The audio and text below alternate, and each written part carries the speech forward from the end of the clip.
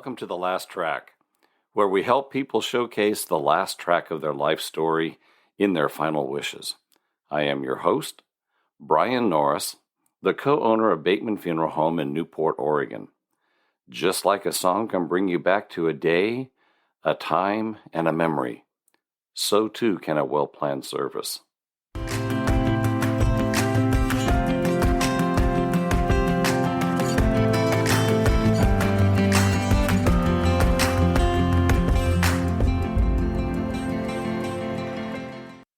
A lot of people, as they get close to burial, as they get to the part of being buried, they wonder, what is legally required for me to be buried? Well, that's kind of an interesting question because it depends on where you're going to be buried. Now, in the state of Oregon, there is absolutely no legal requirement for you to have an outer burial container or even a casket. There's none at all. In fact, actually what I'm describing is green burial, and we'll talk about that in a minute. But if you go to these places that say memorial gardens, if they have that type of a name in it, if you go to a cemetery that is beautiful and pristine, most likely they have a requirement that's called an outer burial container. Now, what exactly is that? Because most people understand what a casket is, but what is an outer burial container? The casket goes inside the container and the lid is placed on the casket. Sometimes you have a requirement of a minimum requirement of a cement liner. So in a cemetery that does not have an outer burial requirement, you're going to see the grounds of that cemetery have divots and dips, and it looks like you're walking across an old farm because the grass will settle and you'll see it settle down. The caskets kind of get crunched and the water table comes up. Now, if you're in a pioneer cemetery, they didn't have outer burial containers, and that's why you see markers and upright markers kind of tipping, that kind of thing. That's without an outer burial container. A minimum cement liner is literally a cement box, and you put the casket inside. The ground does not cave in. It doesn't settle as much. The other thing it does is it protects the casket so the casket doesn't get crunched over years and years and years of settling. It doesn't protect the casket from water, but again, that's not that big a deal. The main thing what it does is it keeps the grass and that type of stuff from settling way down. And a vault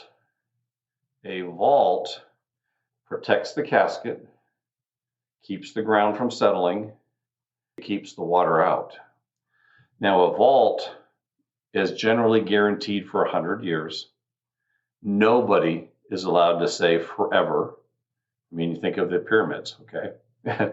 But no one is allowed to say 100% forever it will keep the water out. And most of the vaults have a locking liner top with a heavy gasket that goes over it, and it keeps everything out. So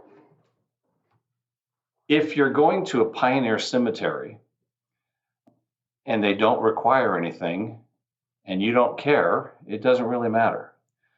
But again, it goes back to what is required at the cemetery. Again, because legally in the state of Oregon, you don't have to have an outer burial container. You don't even have to have a casket, okay? Couple considerations is if you're going to be going to a memorial garden and it has it, you're going to want to make sure with your final expenses that you've included that into your costs, because your family, the last thing you want to do is leave them with a big surprise. Most people, they understand maybe embalming, they understand buying a casket, and they understand buying the ground to go into, but then they get really surprised when they start saying, well, you have an opening and closing fee. Well, I thought that was included in the cost of the ground. Most of the time it's not. It's up to the cemetery how they charge. You can do a pre-arrangement with the cemetery and have everything already purchased. Like, for example, my wife and I, we've already purchased the plots, we've already purchased the opening and closing, we've already purchased the vaults and that type of stuff. So all of that's already done. We've already purchased a marker. All of those things are additional costs. The marker is going to cost a little bit more depending on if you want bronze or if you want to have some fancy things. But there's a lot of different things that go into markers. And if you're just having a simple name, it's going to be pretty inexpensive. If you're going to have a really exotic granite and you want to have designs and everything on it, that's going to cost some more. Very basic to very expensive, just like with caskets, just like with anything. The more involved it is, the more intricate, the more expensive it's going to be. Something to think about is, can you bury an urn? I get that question a lot. And you can actually, in a plot, a very standardized size plot, most cemeteries are allowing urns to be buried into that plot as well. And then they have some different rules and regulations for markers and that kind of stuff.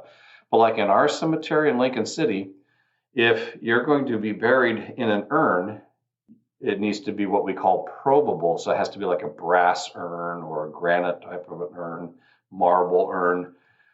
So that way you can find it again in the future. It can't be like a black plastic or cardboard, because that will eventually, you'll never be able to find it if you're probing for it. You can have what's called an outer burial container to go around the urn and then be placed in the ground.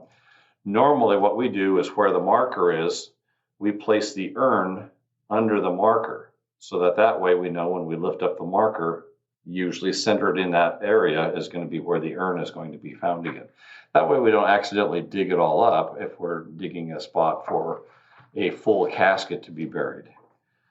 Let's talk about green burials for just a moment, because again, state of Oregon, you're not required to even have a casket.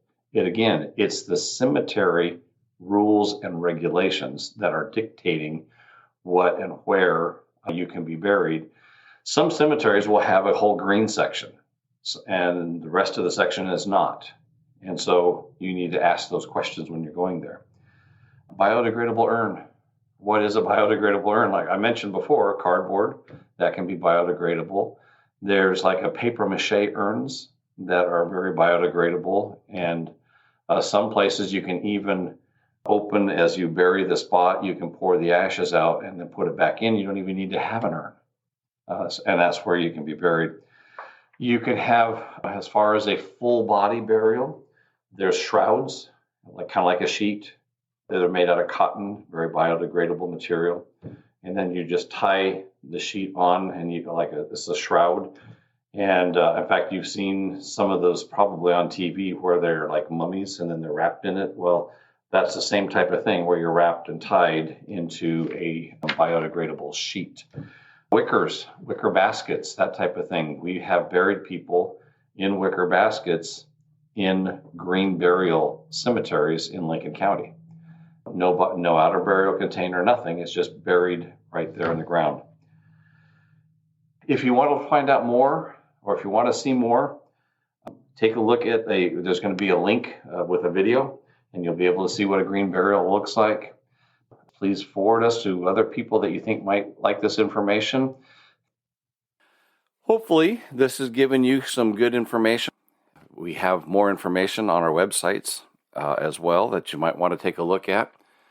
In every podcast, we have a time for remembrance. So we'd like to take this moment to remember all the families that are experiencing a loss and light a virtual candle in their memory.